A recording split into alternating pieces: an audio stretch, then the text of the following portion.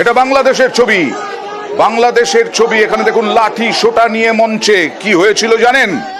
সংখ্যালঘু নির্যাতন হচ্ছে না, বারবার বলছেন মোহাম্মদ ইউনূস জমানা, সংখ্যালঘু নির্যাতন হচ্ছে না, মৌলবাদের জায়গা নেই এখানে। কট্টরপন্থীরা সংখ্যালঘুদের লোকসঙ্গীতের আসর, ধর্মীয় অনুষ্ঠানে গান নয়, এটা হচ্ছে লোকসঙ্গীতের আসর। সেই লোকসঙ্গীতের আসরে হামলা, নীলফামারীতে লোকসঙ্গীতের আসরে হুমকি কট্টরপন্থীদের, গানের আসরে ধর্মীয় স্লোগান কট্টরপন্থীদের, গান বাজনা নিষিদ্ধ।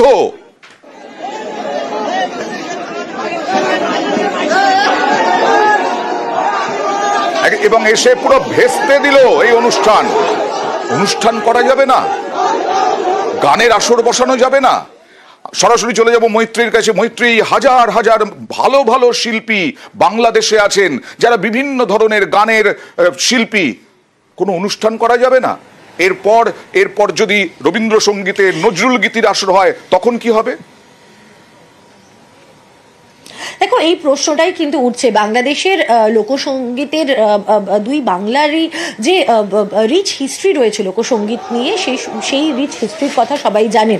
এবং বাংলাদেশের একাধিক বিদগ্ধ লোকসঙ্গীত শিল্পীও রয়েছেন, এবং সেখানেই কট্টরপন্থীদের এমন হুঁশিয়ারি, সেখানেই কিন্তু প্রশ্ন উঠেছে যে এরপরে কি রবীন্দ্রসঙ্গীত নজরুল গীতের ওপরেও ফতোয়া জারি হতে পারে বাংলাদেশের এই কট্টরপন্থীদের তরফ থেকে। তার কারণ গতকাল রাতে এমনই একটি ঘটনা ঘটেছে যে যেখানে একেবারে কোনো ধর্মীয় অনুষ্ঠান ছিল না, এবং সেখানে সঙ্গীত,